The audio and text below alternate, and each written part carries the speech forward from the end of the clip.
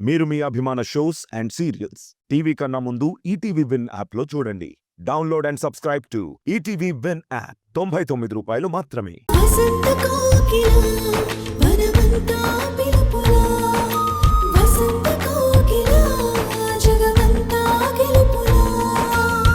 మెంటల్గా మాత్రం చాలా డిస్టర్బ్ అవుతున్నారండి. అదే కదా నా బాధ కూడా. సూర్యని మెంటల్గా స్ట్రాంగ్గా చేయాలి, ఒంటరితనానికి దూరం చేయాలి. అలా జరగాలంటే వెంటనే సూర్యకి ఇంకో పెళ్లి చేయాలండి. పెళ్ళా? అవునండి, సూర్య సమస్యకి ఇదే కరెక్ట్ పరిష్కారం. అమ్మతో ఫోన్లో మాట్లాడినప్పుడు కూడా సూర్యకి ఒక తోడు దొరికితే ఇక ఏ లోటు ఉండదని చెప్పింది. నీకు ఆలోచన రావటం ఆంటీ చెప్పడం సరే, కానీ సూర్య అభిప్రాయం ఎలా ఉంటుందో? మళ్ళీ పెళ్లికి ఒప్పుకుంటాడా? ఆయన అభిప్రాయం ఎలా ఉన్నా సరే రెండో పెళ్లికి మనమే ఒప్పించాలండి. కానీ తన మనసులో ఇప్పుడు ప్రేమ పెళ్ళి అంటే అర్థాలు మారిపోయి ఉంటాయి కదా. ఇంకా చెప్పాలంటే ఆ ఫీలింగ్స్ని మళ్ళీ జీవితంలోకి రానివ్వకూడదు అనుకుంటాడు.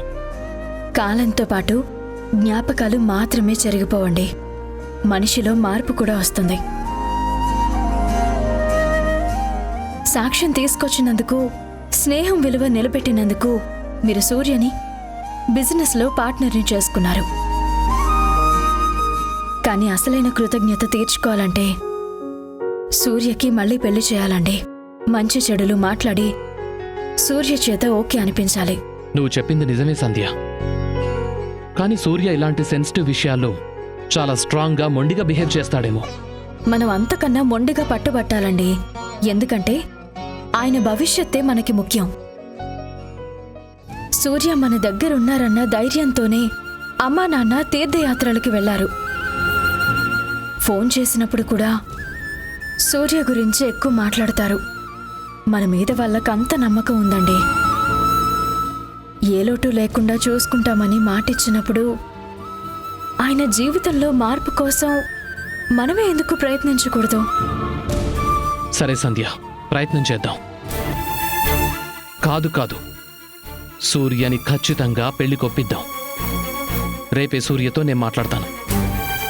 సరే అండి, ముందు మీరు మాట్లాడండి. మారకపోతే అప్పుడు నేను కూడా అర్థమయ్యేటట్టు చెప్తాను.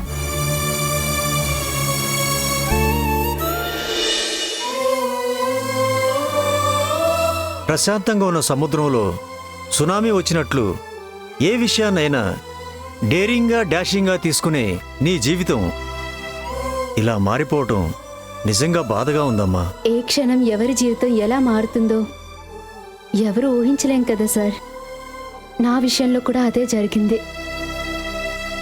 నీ జీవితం నువ్వు కోరుకున్నట్లు లేదు, నేను కూడా ఒప్పుకుంటాను. దానికోసం ఉద్యోగం మానేయటం కరెక్ట్ కాదు కదమ్మా. ఇంకొకసారి ఆలోచించు. నేను డేరింగ్ డాషింగ్ అని మీరే అన్నారు, అందుకే అన్నీ ఆలోచించి మొండిగా ఈ నిర్ణయం తీసుకున్నాను. నన్ను ప్రేమించిన బాబ్జీని వదులుకోక తప్పలేదు. నన్ను ఒక ఫ్యామిలీ మెంబర్గా అభిమానిస్తున్న మీ అందరికీ దూరం అవ్వడం తప్పడం లేదు. ఇక్కడే ఉంటే బాబ్జీ జ్ఞాపకాలని మర్చిపోలేను. లంచ్ బ్రేక్ వచ్చిన ప్రతిసారి నా చూపులు మా బాబ్జీనే వెతుకుతాయి. అందుకే మా నాన్నమ్మతో పాటు ఊర్లోనే ఉండిపోవాలని డిసైడ్ అయ్యాను. కానీ నిన్ను బాబ్జీని కలపాలని మీ నానమ్మ చాలా ట్రై చేసిందని చెప్పావు కదమ్మా. ఇప్పుడు ఇలా ఒంటరిగా వెళితే ఆవిడ మాత్రం ఒప్పుకుంటుందా? ఒప్పుకున్నా ఒప్పుకోకపోయినా బాబ్జీకి ఇప్పుడు నేను భార్యని కాదు. నిజం తెలిస్తే మా నాన్నమ్మ నన్ను తిడుతుంది, కోపం కంట్రోల్ చేసుకోలేక కొడుతుంది. ఫైనల్గా నా కన్నీళ్ళు అర్థం చేసుకొని తనే మారుతుంది. దివ్యని మార్చడానికి, కనీసం ఈ జాబ్ని రిజైన్ చేయకుండా ఉండడానికి నేను కూడా అన్ని రకాలుగా మాట్లాడాను సార్. తన నిర్ణయాన్ని ప్రశ్నించడానికి నాకు మాటలు సరిపోకే మీ ముందున్నాను. బెస్ట్ ఫ్రెండ్ చెప్పినా సరే వినలేదంటే నేను మాత్రం ఏం మాట్లాడగలనమ్మా. నీలా జోక్స్ వేసేవాళ్ళు, పని ఎగ్గొట్టడానికి సిల్లీ రీజన్స్ చెప్పేవాళ్ళు అవసరమైనప్పుడు ఓవర్ టైం వర్క్ చేసి వర్క్ను ఫినిష్ చేసేవాళ్ళు ఈ కంపెనీకి మళ్ళీ దొరకరమ్మా. అలా ఏముండదు సార్. నాలాంటి వాళ్ళు ప్రపంచంలో చాలా మంది ఉంటారు. కాకపోతే కనెక్ట్ కావటానికి టైం పడుతుంది. కానీ నీలా నాకు బెస్ట్ ఫ్రెండ్ ఎవరూ కాలేరు దివ్య. ఓపెన్గా అన్నీ మాట్లాడుకోవడానికి, ఓడిపోతున్నప్పుడు ధైర్యం చెప్పడానికి ఎవ్వరూ ఉండరు. ఎందుకుండరు? నీ లైఫ్లో ఆకాష్ లాంటి భర్త, సూర్య లాంటి బెస్ట్ ఫ్రెండ్ ఉన్నారు. ఇక నుండి నీ జీవితంలో బాధపడే మూమెంట్ ఉండదని నా నమ్మకం. నాతో షేర్ చేసుకునే ప్రతిదీ వాళ్ళకి కూడా చెప్పు. ఒకవేళ వాళ్ళు వినకపోతే బాబాయ్ బాస్ ఉన్నారు కాబట్టి ఈయనకి చెప్పు.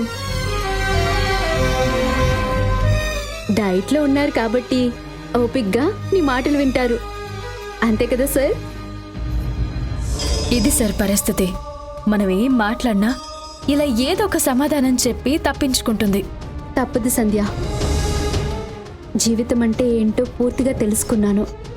ఎక్కడ ఉండాలో, ఎవరికి దూరం అవ్వాలో అంతా అర్థం చేసుకున్నాను.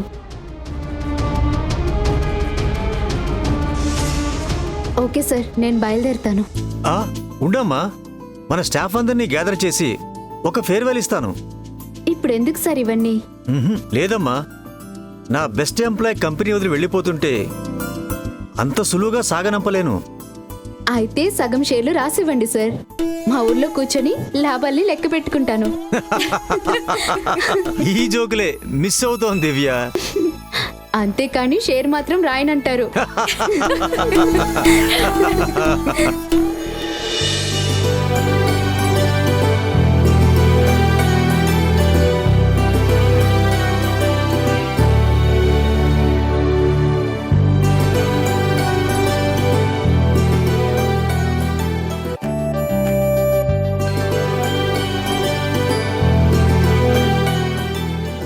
దుర్గమ్మ, ఇక నిన్ను ఏడిపించే వాళ్ళు, నీ మీద సెటైర్ లేసేవాళ్ళు ఎవరుండర్లే.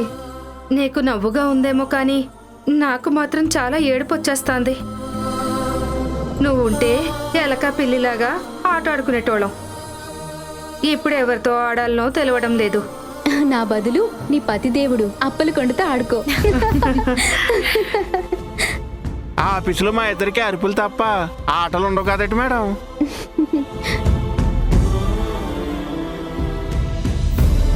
దివ్య, మా అందరి తరపున చిన్న గిఫ్ట్. Thank you sir. ఎన్ని రోజులు నన్ను భరించినందుకు మీ అందరికీ చాలా థ్యాంక్స్. తెలియక ఎవరినైనా నా మాటలతో హర్ట్ చేస్తుంటే ఐఎమ్ రియలీ సారీ. బాయ్ సంధ్య.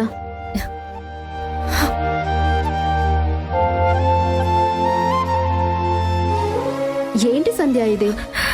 నేనేం వేరే గ్రహానికి వెళ్ళడం లేదు. మనం ఫోన్లో మాట్లాడుకుందాం. బోరు కొట్టిన ప్రతిసారి నేను నీకే కాల్ చేస్తాను. నువ్వు కూడా కాల్ చేయి, సరేనా?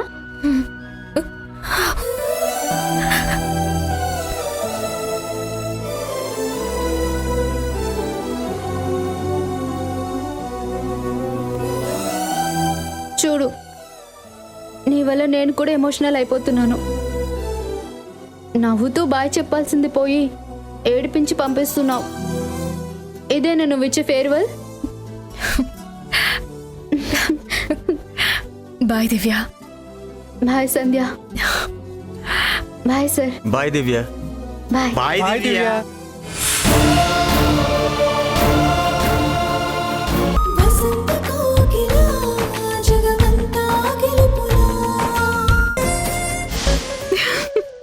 ముద్దు ముచ్చట అంటే ఇదేనేమో. పెళ్ళయ్యాక లైఫ్ ఇంత బాగుంటుందన్నమాట. నాకెప్పుడు పెళ్ళవుతుందో, నా మొగుడు ఎక్కడున్నాడు? ఎక్కడో ఎందుకు, ఇంట్లోనే ఉన్నాడు కదా మావయ్య ఫ్రెండ్. అతన్ని పెళ్లి చేసుకుంటే అతనికి పెళ్ళంటే ఇంట్రెస్ట్ లేదని మామయ్య అత్త మాట్లాడుకుంటున్నారు కదా. ఇప్పుడు ఎలా? ముందు సూర్యను ఒప్పించాలి. ఆ తర్వాతే నా ప్రయత్నమైన ఆలోచనైనా. అయినా అన్నీ నేను అనుకుంటే సరిపోతుందా? రాసి పెట్టి ఉండాలి.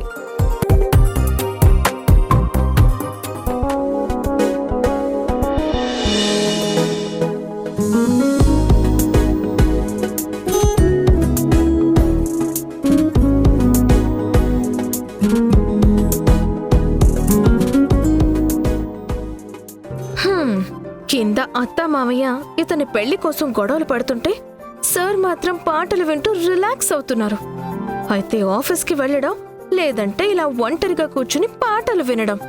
ఈ మనిషికి కొంచెం కూడా కళాపోషణ లేనట్టుంది.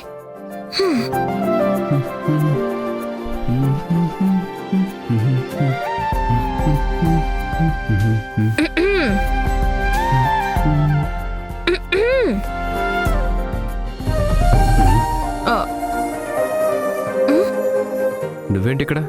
ఇది మా మామయ్య ఇల్లు. నేనెక్కడైనా ఉంటాను, ఏమైనా చేస్తాను. చేసుకోగాని ఒక మనిషి రూమ్లో ఉన్నప్పుడు తలుపు తట్టి రావడం కనీస మర్యాద. ఓహో అవునా? ఈ ఇంట్లో నలుగురున్నప్పుడు వాళ్లతో మాట్లాడకుండా అందరికీ దూరంగా వచ్చి ఇలా పాటలు వినడాన్ని ఏమంటారు? ఇది నాకు నచ్చిన పని. ఓహో అయితే ఇది కూడా నాకు నచ్చిన పనే. రూమ్ లో కూర్చొని పాటలే కదా వింటున్నారు. ఏదో గ్రంథాలు రాస్తుంటే నేనొచ్చి డిస్టర్బ్ చేసినట్టు ఎందుకంత కోపం? నేనేదైనా పని చేస్తున్నప్పుడు మధ్యలో ఎవరైనా వస్తే నేను ఇలాగే రియాక్ట్ అవుతాను. హలో, మీరు చేసేది పని కాదు, దీన్ని కాలక్షేపం అంటారు. ముందు అది తెలుసుకోండి. ఏదో ఒకటి, ముందు నువ్వు ఎందుకు వచ్చావో అది చెప్పు. ఆ ఉదయం నుండి మిమ్మల్ని చూడలేదు కదా, దర్శనం చేసుకొని దండం పెట్టుకుందామని వచ్చాను. దర్శనమైంది కదా, దండం పెట్టకపోయినా పర్లేదు కానీ ముందు వెళ్ళిపో. ఒక్కరే గదిలో ఉన్నారు, కాసేపు మాట్లాడి వెళ్దామని జాలిపడొచ్చాను చూడండి. అది నా తప్పు. దానికి నా చెప్పుతో నేనే కొట్టుకోవాలి. ముందు వెళ్ళి ఆ పంచి. ఏంటి, నన్ను చెప్పుతో కొట్టుకోమంటారా? హలో, నేను అనలేదు, ఫస్ట్ నువ్వే చెప్పావు.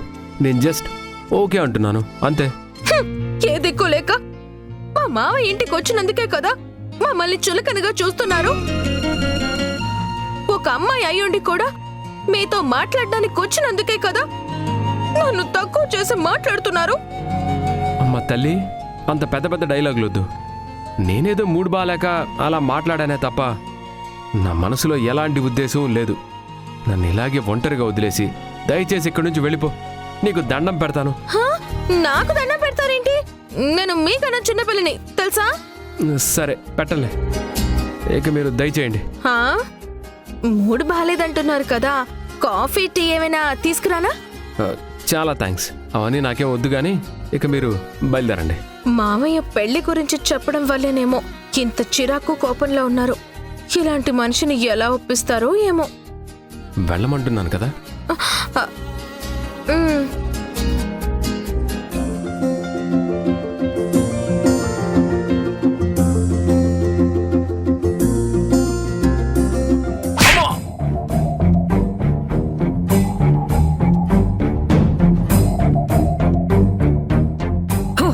సత్యమన్రా, ఆటో సత్యమ్మ. నీలాంటి వాళ్ళు నాకు కొత్త కాదురా. నాలాంటి ఆడది నీకు కొత్త. మర్యాదగా సవారీ డబ్బులిచ్చెళ్ళు, లేదంటే నడి రోడ్డులో కుక్కను కొట్టినట్టు కొడతాను. వద్దక్క, ఇచ్చేస్తానక్క.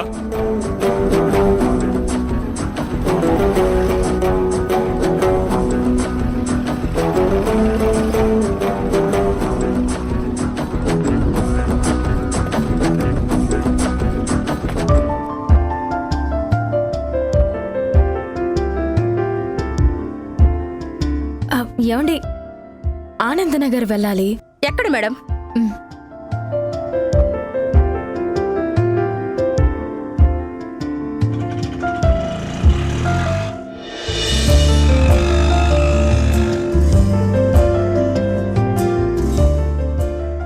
ఒక ఆడది ఆటో నడపడమే అరుదు అంటే వాణ్ణి పట్టుకుని దుమ్ము దులిపావు చూడు, భలే గొప్పగా అనిపించింది. ఈ సత్యం అంటే అంతే మేడం, మంచికి మంచి, చెడుకు చెడుగుడు. ఎవరైనా సరే తప్పు చేస్తే నేను తట్టుకోలేను. అందులోనూ కొంతమంది మగాళ్ళు మన ఆడవాళ్ళని తక్కువ చేసి మాట్లాడతారు. అలాంటి వాళ్ళనైతే శిక్షించకుండా వదలను. ఈ దేశంలో ఆడవాళ్ళందరూ నీ అంత ధైర్యంగా ఉంటే ఏ సమస్య ఉండదు. కొత్త చట్టాలు చేయాల్సిన అవసరమే రాదు. లేదు మేడం, ఇక్కడ బ్రతకాలంటే ధైర్యం మాత్రమే కాదు, డబ్బు హోదా కూడా కావాలి.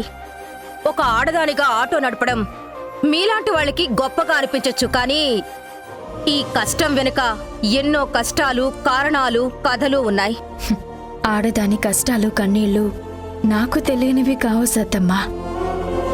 చెప్పకుండానే అర్థం చేసుకోగలను. కష్టాలు సృష్టించిన దేవుడికి సుఖాలు పంచడం కూడా తెలుసు.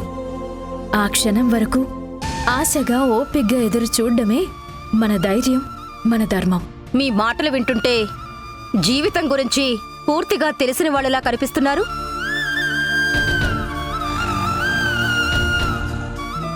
మేడం, చిన్న రిక్వెస్ట్.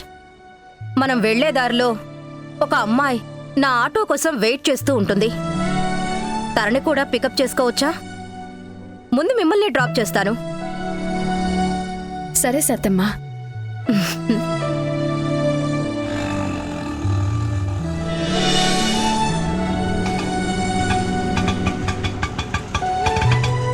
జ్యోతి,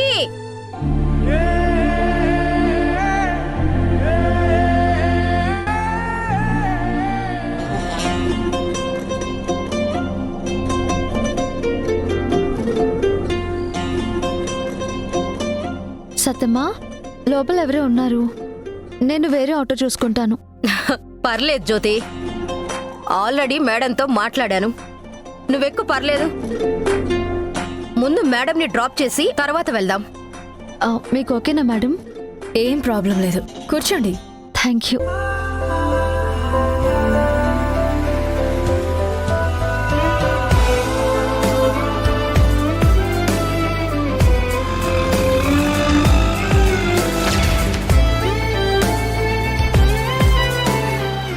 జ్యోతి, మేడం పేరు సంధ్య. మేడం, ఈ అమ్మాయే జ్యోతి. హాయ్ అండి. హాయ్. మా జ్యోతి కూడా మీలానే మంచిదమ్మా. ఎక్కువగా మాట్లాడదు. తన వల్ల ఎవరికీ ఏ కష్టం ఉండకూడదని చిరునవ్వుతో అన్నీ తానే అనుభవిస్తుంది. అయితే సత్తమ్మలాగే మీరు కూడా గ్రేట్ అన్నమాట. అయ్యో, అలా ఏం లేదండి. సత్తమ్మకి ఎవరైనా నచ్చితే ఇదిగో ఇలాగే గొప్పలు చెప్తుంది. నిజం చెప్పాలంటే సత్తమ్మ కంటే గ్రేట్ ఎవరూ ఉండరు.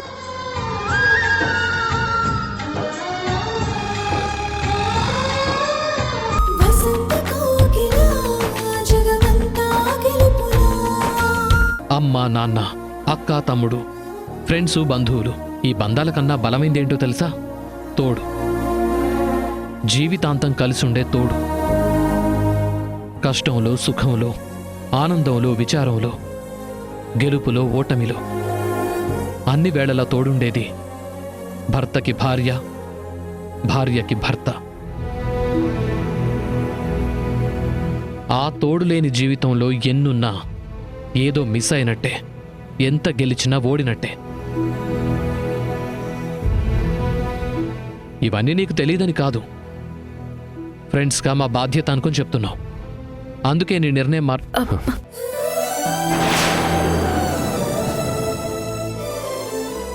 ఆకాష్, నీకొక్కడికి ఉదయం చెప్పాను, ఇప్పుడు సంధ్య ముందు కూడా చెప్తున్నాను. లోన్లీ ప్లేస్ ఎప్పుడు లోన్లీ ప్లేసే. ఆ ప్లేస్కి ఎవరు రారు, రాలేరు. అన్ని బంధాలు, బాధలు దాటుకొని వచ్చిన వాడిని కొత్తగా నేను షేర్ చేసుకోవడానికి, గెలిచి చూపించడానికి నా జీవితంలో ఏమీ లేవు, ఉండవు. మీ ఇద్దరు చూపిస్తున్న స్నేహం, ప్రేమ నాకు చాలు. ఇంతకు మించి ఇంకేం వద్దు. మీరు నిజంగా నా సంతోషం గురించి ఆలోచిస్తున్న వాళ్ళే అయితే ఇంకెప్పుడు ఈ పెళ్లి టాపిక్ గురించి మాట్లాడొద్దు.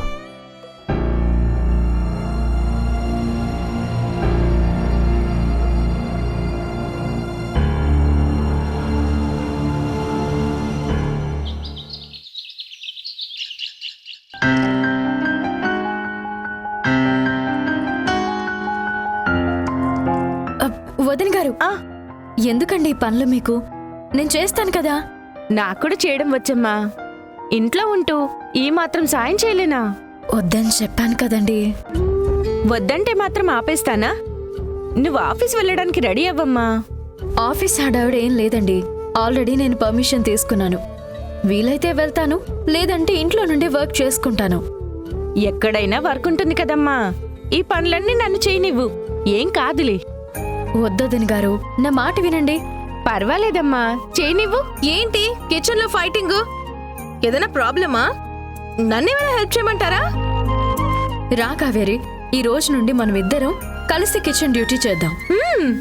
హ, ఏంటి కావేరితో జత కడతావా? సరిపోయింది. ఈ రోజుకి నీ పని అయిపోయినట్టే. అనుకున్నది పూర్తి చేయకపోగా డబుల్ పని అవుతుందమ్మా. అమ్మా, ఇలా ఇన్సల్ట్ చేస్తే నాకెంత కోపం వస్తుందో తెలుసా? చూడత్తా, ఏ తెల్లైనా కూతురు గురించి గొప్పగా చెప్తుంది. మా అమ్మేమో అవమానిస్తూ మాట్లాడుతుంది. అవమానం ఏముందే, నిన్ను కని పెంచిందాన్ని.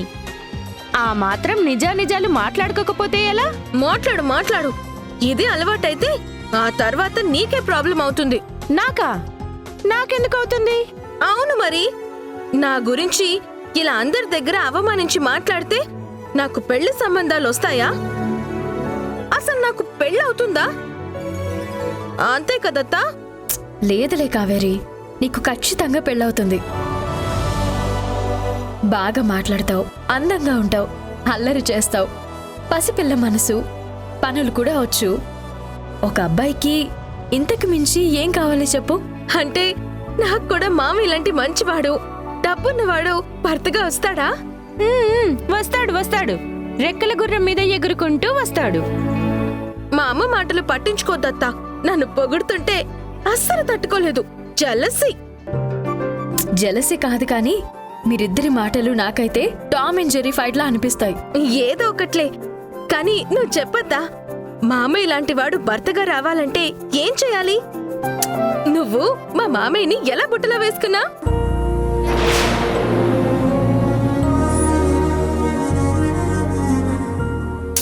కావేరి, నోర్ముయ్. నోటికి ఎంతొస్తే అంత మాట్లాడతావా? చిన్న అంతరం పెద్ద అంతరం లేకుండా ఏంటా మాటలు? నేను సరదాగానే కదత్తా అడిగాను. మా అమ్మ చూడు ఎంత సీరియస్ అవుతుందో. సీరియస్ అవ్వడం కాదే, ఇంకొకసారి ఇలాంటి మాటలు మాట్లాడవంటే నోటి మీద వాతలు పెట్టేస్తాను. వదన్ గారు, చిన్నపిల్ల ఏదో తెలియక మాట్లాడింది, వదిలేండి. లేదమ్మా, నువ్వు కాబట్టి నవ్వుతూ తీసుకున్నావు. వేరే ఎవరైనా అయితే ఎంత పెద్ద సమస్య అవుతుంది. ఆ విషయం దీనికి ఎన్నిసార్లు చెప్పినా దీని బుర్రకెక్కట్లేదు. మెల్లగా అర్థమవుతుంది వదన్ గారు, చెప్పడానికి నేనున్నాను కదా. కావేరి ఎక్కడున్నా అంతా మంచి జరుగుతుంది తప్ప ఎక్కడా ఏ సమస్య ఉండదు. థ్యాంక్స్ అత్తా. మా అమ్మ కన్నా నువ్వే నన్ను బాగా అర్థం చేసుకున్నావు. చాలా బాగా సపోర్ట్ చేస్తున్నావు. అది సంధ్య మంచితనం. అలుసుగా తీసుకొని ఇంకా అల్లరి చెయ్యొద్దు. అమ్మ సంధ్య, నీకు కూడా చెప్తున్నాను, దీనికి అతిగా చనువిస్తే ఆ తర్వాత నువ్వే బాధపడాల్సి వస్తుంది. చాలమ్మా, ఇంకా ఆపు. మా అమ్మకి ఆశీర్వదించడం రాదు కానీ ఇలా శాపనార్థాలు పెట్టడం బాగా వచ్చు. నువ్వు పదత్తా, ఈరోజు కిచెన్ సెక్షన్ అమ్మకు వదిలేసి మనం సరదాగా కబుర్లు చెప్పుకుందాం. పద. దీని అల్లరి ఎప్పుడు తగ్గుతుందో ఏమో కానీ అదుపులో పెట్టేవాడు ఎక్కడున్నాడో.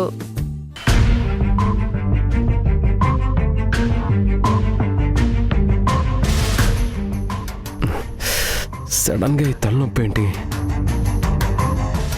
వర్క్ మీద అస్సలు కాన్సన్ట్రేట్ చేయలేకపోతున్నాను. తల పగిలిపోతుంది. టాబ్లెట్ వేస్తే కానీ తగ్గేలా లేదు.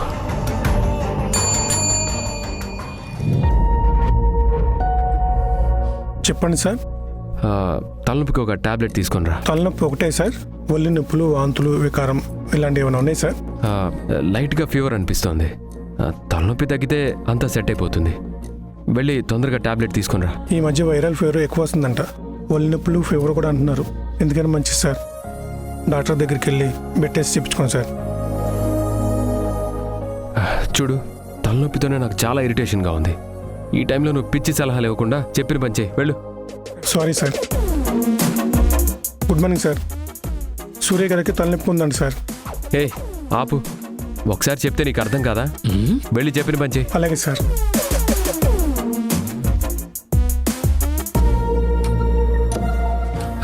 ఏమైంది సూర్య? ఎందుకు వాడి మీద కోపడుతున్నావు? తలనొప్పి అంటున్నాడేంటి? మనోడికి పని తక్కువ, మాటలు ఎక్కువ అయ్యాయి. నాకే సలహాలు ఇస్తున్నాడు. ఆ కోపంలో తలనొప్పి తెప్పించొద్దంటే అదేదో కంప్లైంట్లో చెప్తున్నాడు. ముందు నుంచి వాడి మాటలు ఎక్కువే సూర్య. నాతో కూడా చాలాసార్లు తిట్లు తిన్నాడు.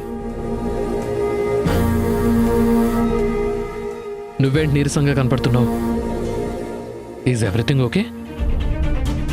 నిజం చెప్తే అనవసరంగా ఆకాష్, సంధ్య ఇద్దరు కంగారు పడతారు, ఎక్కువ కేరింగ్ తీసుకుంటారు. నిజం చెప్పి వాళ్ళని డిస్టర్బ్ చేసే బదులు అబద్ధంతో కవర్ చేయడం బెటర్.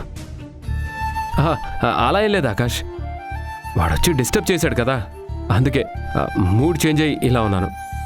సరే సూర్య, ప్రాజెక్ట్ గురించి కొన్ని విషయాలు డిస్కస్ చేయాలి. నువ్వు ఫ్రీగానే ఉన్నావా? యా షూర్, చెప్పు.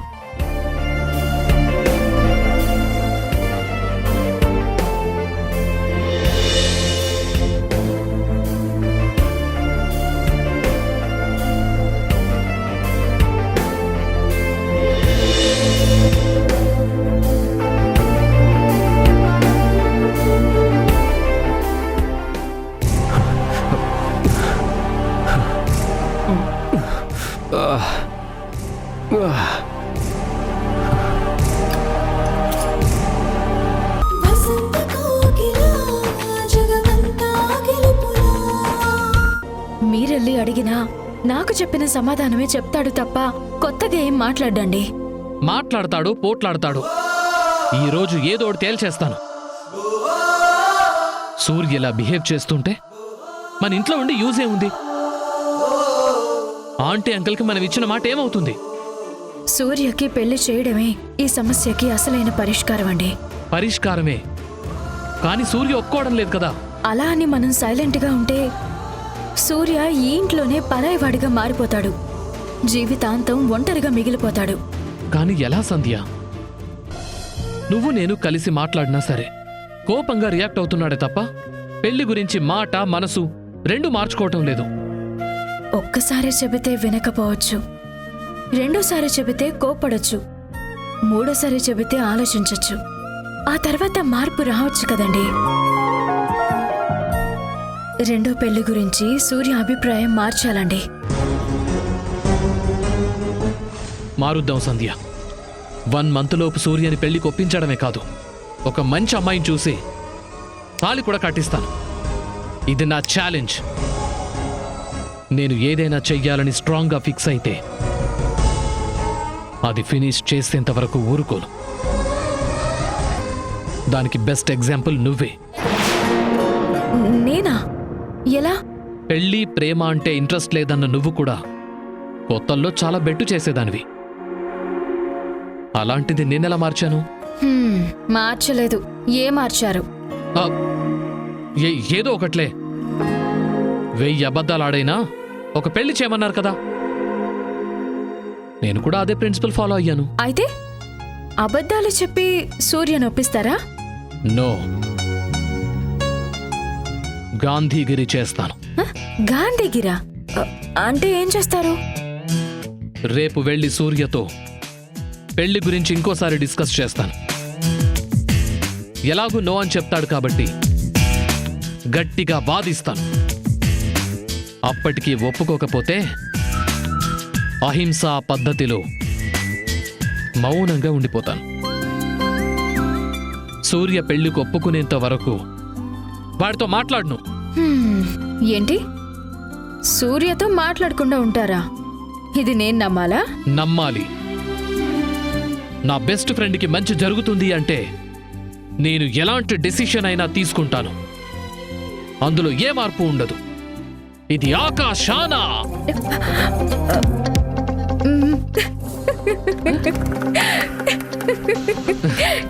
ఏంటండి?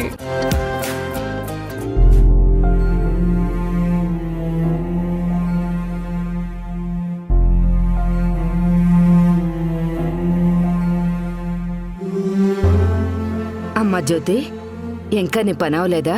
10 నిమిషాలమ్మా. ఇంకా 10 నిమిషాలా? అక్కడ మీ నాన్నగారు భోజనం చేయకుండా నీకోసం ఎదురు చూస్తున్నారు. అయ్యో అవునా? సరే వస్తున్నానమ్మా, నువ్వు పద. సరే త్వరగా రమ్మా.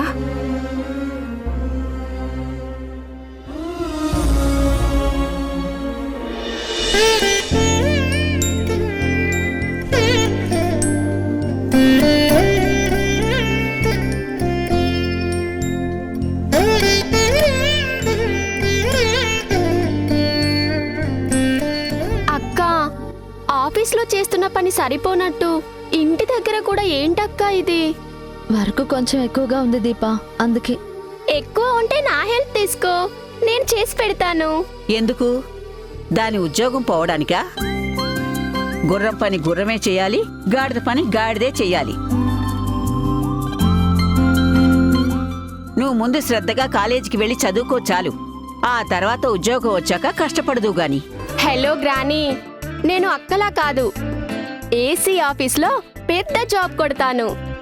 తక్కువ కష్టపడి ఎక్కువ జీతం సంపాదిస్తాను. ఆ పని చేయవే తల్లి. నేను కూడా అప్పుడప్పుడు మీ ఏసీ ఆఫీస్కొచ్చి కూర్చుంటాను. బామ్మ, వచ్చేటప్పుడు నీ మంచం దుప్పటి కూడా తెచ్చుకో. నా చైర్ పక్కనే మంచం వేసుకొని పడుకోవచ్చు. నిన్ను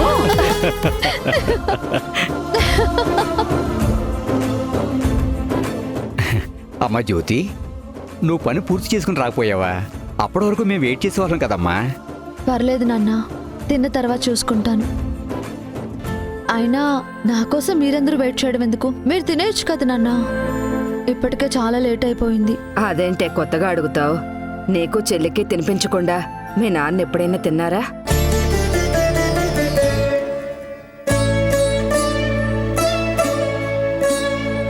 అమ్మ దీప, నువ్వు కూడా పట్టమ్మా.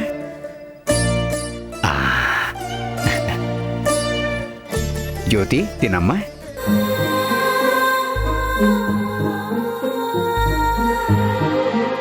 నాన్న, మేం పుట్టినప్పటి నుండి నీకిది అలవాటు కదా. రేపు మా ఇద్దరికి పెళ్ళై మేము అత్తారింటికి వెళ్ళిపోతే అప్పుడేం చేస్తావు?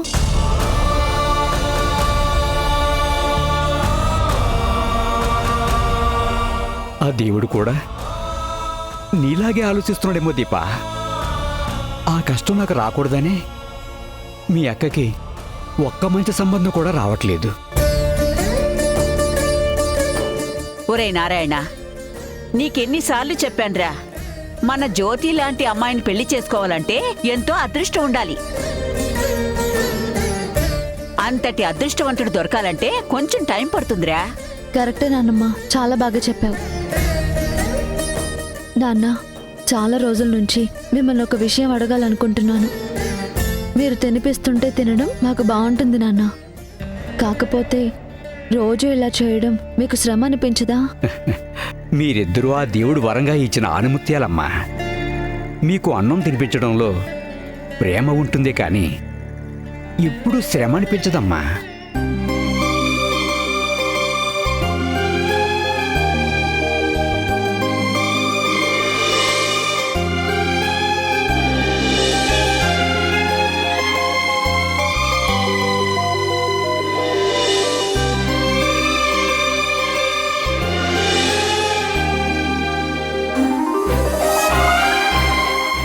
ఇక చాలు నాన్న, ప్లీజ్ నాన్న, ఇంకొక ముద్ద ప్లీజ్ తినమ్మా. నాన్న. నాకు కూడా చాలు నాన్న. ఇదిగో, ఇద్దరికి ఇది ఆఖరి ముద్ద. ఆఖరి ముద్దలో బలం ఉందని చెబుతారు, వద్దనకూడదు.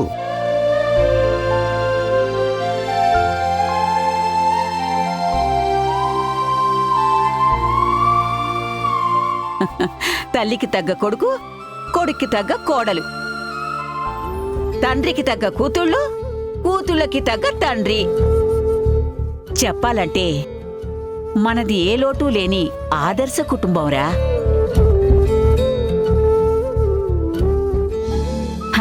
తొందరగా ఇంట్లో ఒక శుభకార్యం జరిగితే అప్పుడే నిజమైన పండగలా ఉంటుంది. ఆ రోజు కోసమే నేను ఎదురు చూస్తున్నానమ్మా. అవుతుంది నాన్న, మనకంతా మంచే జరుగుతుంది. మీరేం టెన్షన్ పడకండి. అక్క, రోజు మనకి నాన్న తినిపిస్తున్నారు కదా, ఈ రోజు మనిద్దరం కలిసి నాన్నకి తినిపిద్దాం. సరే దీపా.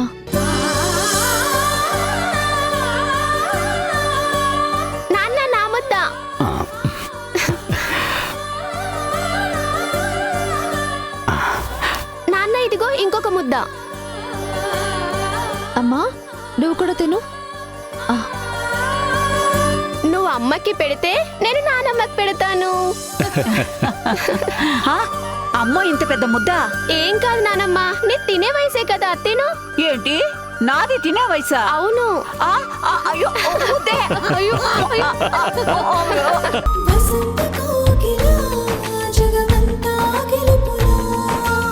నన్ను ఇంటి దగ్గర డ్రాప్ చేయొచ్చు కదా అని.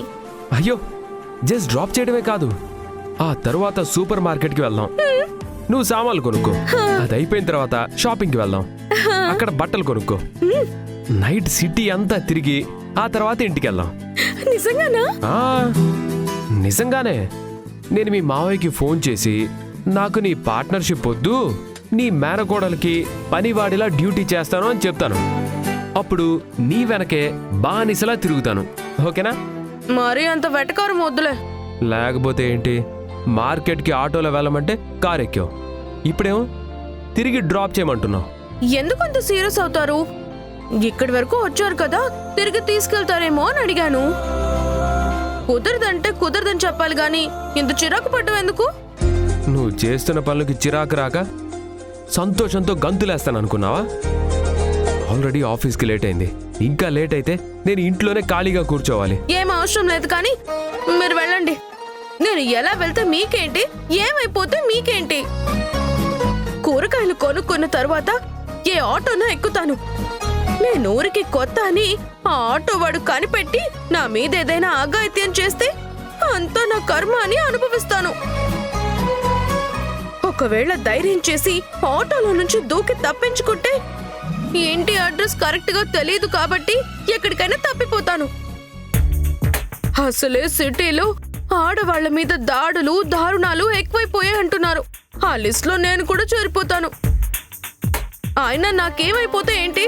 మీకు మీ ఆఫీస్ ముఖ్యం, మీ టైం ముఖ్యం, అంతే కదా. మీరు వద్దన్నప్పుడే రాకుండా ఉండాల్సింది, అంతా నా కర్మ.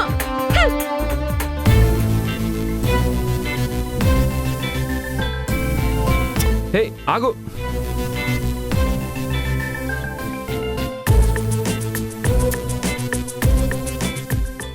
ఎందుకు పిలిచారు? తొందరగా పని ఫినిష్ చేసుకునిరా, నేను ఇక్కడే వెయిట్ చేస్తాను. ఏం అవసరం లేదు. నా కోసం మీ టైంని డ్యూటీని త్యాగం చేయక్కర్లేదు. నా కష్టాలేవో నేను పడతాను. నిన్ను ఇక్కడి వరకు తీసుకొచ్చింది నేనే కదా. నువ్వు చెప్పినట్టు ఏదైనా జరిగితే మీ మావయ్య కన్నా ఎక్కువ బాధపడేది నేనే. వెళ్ళి తొందరగా రా. సరే ఇక్కడే ఉండండి. వెళ్ళు.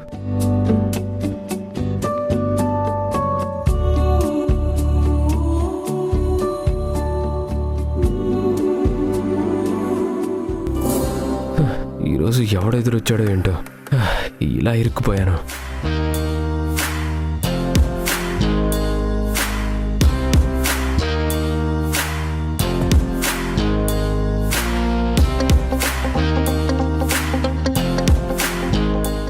ఎంతైంది? 400 అయిందమ్మా. రేట్లు మరీ ఎక్కువ చెప్తున్నావే, కొంచెం తగ్గించమ్మా. సరే 350 ఇవ్వు. అలా అన్నా బాగుంది. ఇదేంటి డబ్బులు లేవు? అత్తిచ్చిన డబ్బులు టేబుల్ మీద పెట్టి మర్చిపోయినట్టున్నాను. ఇప్పుడెలా? తొందరగా రా, టైం అవుతుంది. ఈయన దగ్గర తీసుకుందాం. అమ్మా ఇవి ఇక్కడే పెట్టుకో, ఇప్పుడే వచ్చేస్తాను. అలాగే అమ్మా.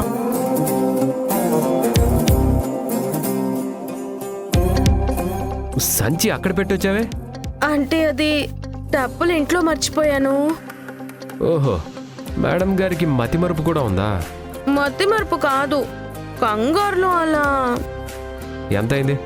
350.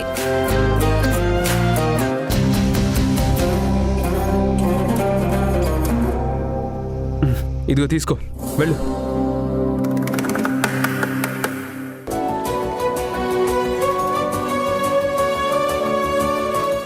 ఇదిగో అమ్మా.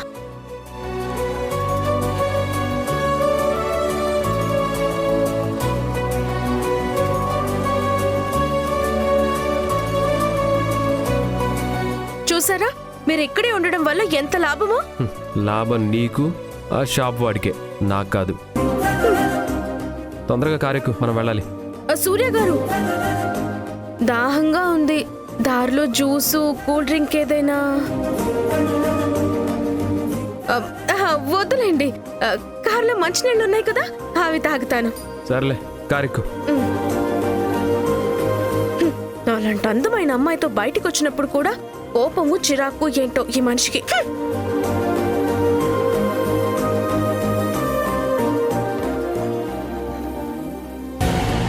ఆల్రెడీ నా మీద కోపంతో ఉన్నాడు. ఇప్పుడు లేట్గా ఆఫీస్కి వెళ్తే ఆకాష్ ఇంకెంత సీరియస్ అవుతాడో.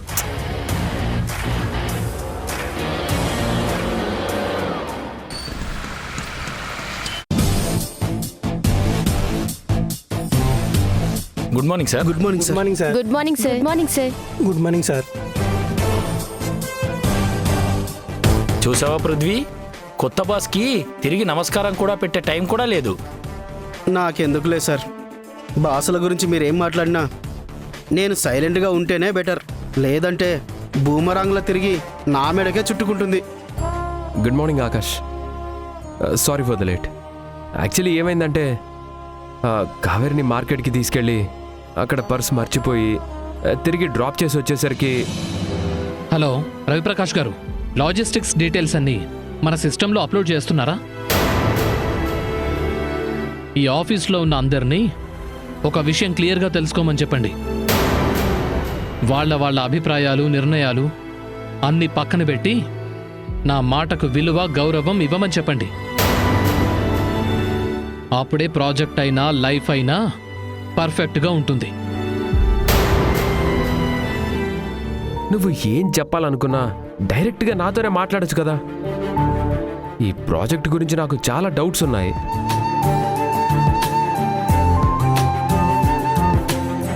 హలో రవిప్రకాష్ గారు, మన కొత్త బాస్కి ప్రాజెక్ట్ గురించి ఏదో క్లారిటీ కావాలంట, వచ్చి ఎక్స్ప్లెయిన్ చేయండి. నా డౌట్లు క్లియర్ చేయాల్సింది నువ్వు, రవిప్రకాష్ గారు కాదు. చెప్పండి సూర్య సార్. మనం ప్రాజెక్ట్ చేస్తున్న ల్యాండ్కి సంబంధించి కొన్ని డాక్యుమెంట్స్ కలెక్ట్ చేయమన్నాను. చేశారా? ఎస్ సార్, ఆల్రెడీ ఆకాష్ సార్కి మెయిల్ చేశాను. రవిప్రకాష్ గారు, నా ఒక్కడికే పంపిస్తే ఎలా అండి? పార్ట్నర్ కూడా పంపాలి కదా. ఒకే క్యాబిన్లో కూర్చున్నంత మాత్రాన ఒకేలా ఆలోచిస్తారు. ఒకేసారి పంపిస్తే చాలని ఎలా అనుకుంటారు? సారీ సార్, ఇప్పుడే పంపిస్తాను. ఆకాష్, ఎందుకు ఇలా చేస్తున్నావు? నాతో మాట్లాడు. స్కూల్ స్టూడెంట్లా బిహేవ్ చేయొద్దు.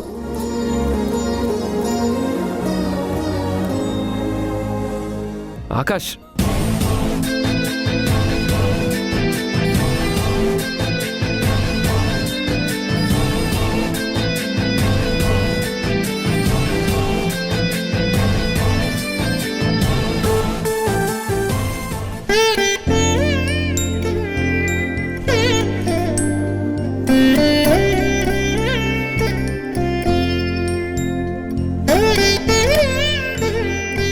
ఆకాష్, నీ కాఫీ చెప్పనా?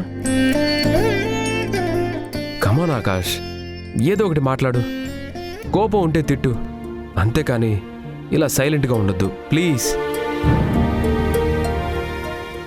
చెప్పండి సార్. నాకు కాఫీ తీసుకునిరా. సార్కు కూడా ఏం కావాలో కనుక్కో. చెప్పండి సార్, ఏం కావాలి? నాకే వద్దు, నువ్వు వెళ్ళు ప్లీజ్. ఆకాష్, నాతో మాట్లాడు. పృథ్వీ, ఉదయం నుండి గమనిస్తున్నాను, మన బాస్లు ఇద్దరి మధ్యలో ఏదో తేడా వచ్చింది. ఏమై ఉంటుందంటావు? నాకేం తెలియదు సార్, నన్ను ఇన్వాల్వ్ చేయకండి. నువ్వు ఇన్వాల్వ్ కాకపోయినా ఏం జరిగిందో నేను తెలుసుకుంటాను.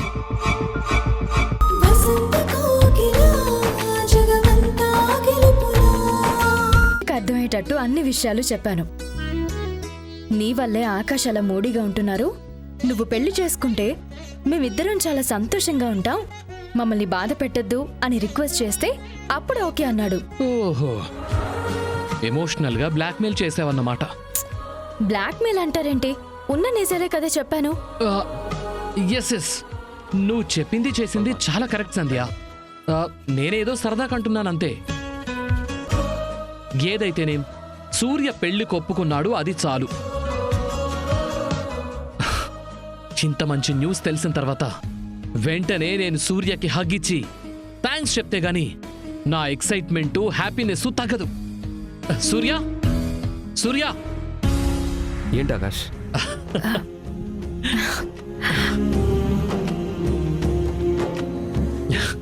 సూర్య మై బెస్ట్ ఫ్రెండ్, మొత్తానికి పెళ్లికి ఓకే చెప్పినందుకు థ్యాంక్స్.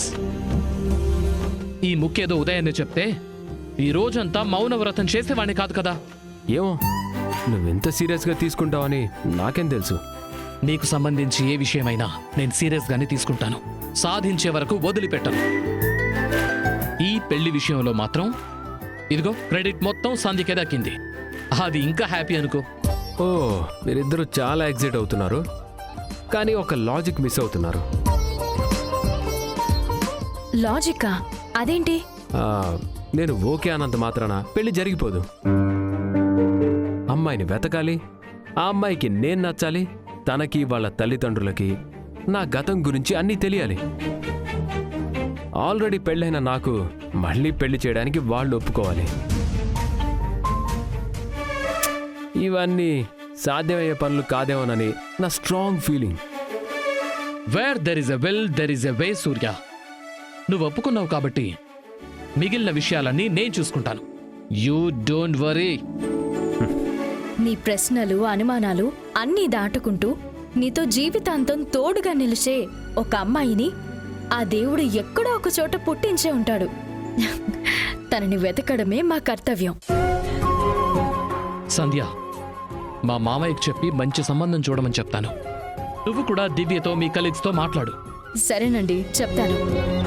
దివ్య వాళ్ళ ఊరు వెళ్ళింది, అక్కడ కూడా ఏదైనా సంబంధం ఉందేమో చూడమంటాను.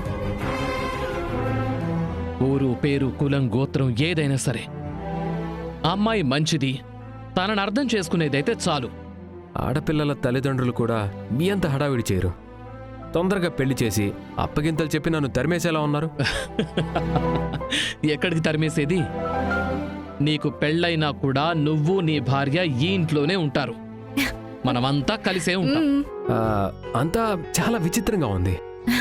విచిత్రం ఏంటి? గతాన్ని మర్చిపోయి ఫ్రెండ్గా మారిపోయి నా బాగు కోసం ఆలోచిస్తున్న నువ్వు ప్రాణాలు కాపాడినందుకు జీవితంలో, ఉద్యోగంలో పార్ట్నర్ని చేసిన ఆకాష్. మీరిద్దరూ అమ్మ నాన్న స్థానంలో ఉండి నా సంతోషాన్ని బాధ్యతగా తీసుకోవడం నిజంగా చాలా చాలా గొప్పగా ఉంది. ఇలాంటి విషయాలు అనుభవించడానికి ఎంత గర్వంగా ఉంటాయో ఎవరికైనా చెప్పుకోవడానికి కూడా అంతే వింతగా ఉంటాయి. ఎవరికో చెప్పుకోవాల్సిన అవసరం ఏముంది? మనలో మనం హ్యాపీగా ఉంటే చాలు. ఇలానే ఉంటాం ఆకాష్, నాకు ఆ నమ్మకం ఉంది. సంధ్య, ఈ హ్యాపీ మూమెంట్లో ముగ్గురం కలిసి డిన్నర్ చేద్దాం. ఏదైనా స్పెషల్ ఉండవా? సూర్య ఓకే చెప్పిన తర్వాత స్పెషల్ చేయకుండా ఎలా ఉంటానండి? అన్నీ మీకు నచ్చిన వంటలే ఉండాను. అయితే ఇంకెందుకు లేటు? పదండి, ఒక పట్టు పడదాం. పదండి.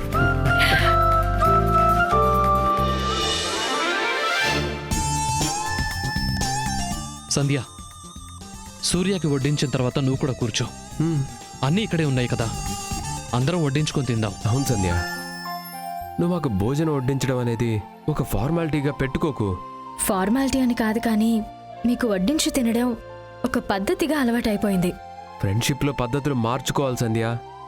కొన్ని రోజులేలే సూర్య, రేపు నీకు పెళ్ళయ్యాక మీ ఆవిడ మా ఆవిడ ఇద్దరూ మనకు వడ్డించి ఆ తర్వాత వాళ్ళు కలిసి తింటారు.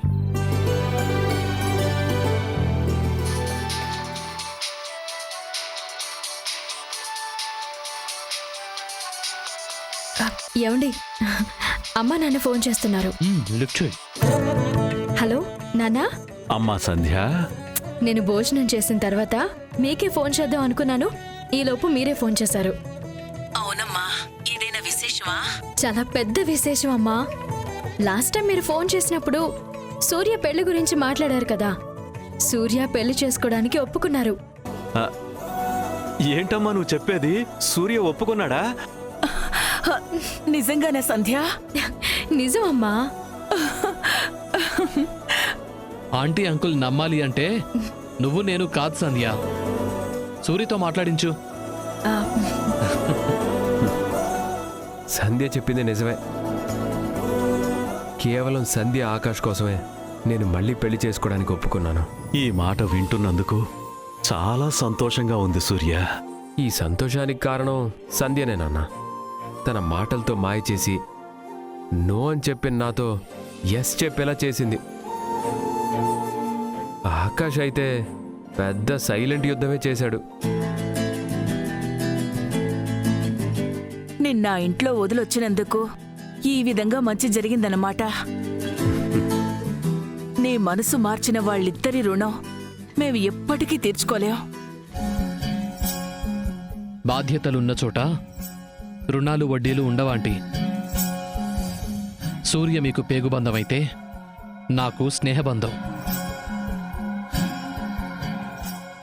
నిజం చెప్పాలి అంటే సూర్యకు పెళ్లి చేయాలన్న ఆలోచన వచ్చింది, సూర్య మనస్సు మార్చింది సంధ్యనే. సో ఈ విషయంలో మీరేం పొగడాలనుకున్నా ఆ క్రెడిట్ మొత్తం సంధ్యకే ఇవ్వండి. క్రెడిట్లు డెబిట్లు ఏం వద్దు కానీ మీరు తీర్థయాత్రలు ముగించుకుని తొందరగా ఇంటికి రండి. ఇక్కడ చాలా పనులుంటాయి. అలాగేనమ్మా. ఆంటీ అంకుల్, మన సూర్యకి మంచి సంబంధం చూడాలి అని నేను సంధ్య రేపటి నుంచి వేట మొదలు పెట్టబోతున్నాం. మా ప్రయత్నం సక్సెస్ కావాలి అని దేవుణ్ణి మొక్కుకోండి. తప్పకుండా ఆకాషు. ఈరోజు గుళ్ళో దేవుడికి దండం పెట్టుకుంటూ సూర్య మనసు మారాలి అని కోరుకున్నాం. ఇంట్లో దేవత వల్ల ఆ కోరిక నెరవేరింది. ఇక మీదట ఆ దేవుడి దయ వల్ల అంతా మంచే జరుగుతుంది. నానా భోజనం అయిందా? గుళ్ళోనే తిని హోటల్ రూమ్కి వచ్చేసాం. మీరు భోంచేశారా? ఇప్పుడే తింటున్నా నాన్న. సరే తినండి, రేపు మాట్లాడుకుందాం. సరే నాన్న, అలాగే. ఉంటాను నాన్న.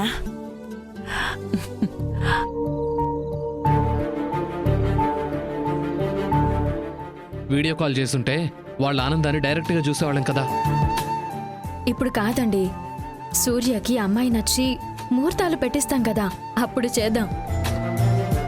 చాలా కాలం తర్వాత అమ్మా నాన్న ఇంత సంతోషంగా మాట్లాడుతుంటే విన్నాను. థ్యాంక్స్ చాలా చిన్న పదం, కానీ అంతకు మించి నాకేం చెప్పాలో తెలియటం లేదు. మాకేం చెప్పొద్దు, కానీ మేం తెచ్చిన సంబంధానికి వంకలు పెట్టకుండా ఉంటే చాలు. ఆ అమ్మాయిని వెతికేది మీరే కాబట్టి అందం గురించి గుణం గురించి నాకే ప్రాబ్లం లేదు. నా గురించి అన్నీ తెలిసి కూడా ఆ అమ్మాయి వాళ్ళ పేరెంట్స్ ఓకే అంటే ఇక ఏ వంక ఉండదు. ఇదిగో ఆ మాట మీదే ఉండు.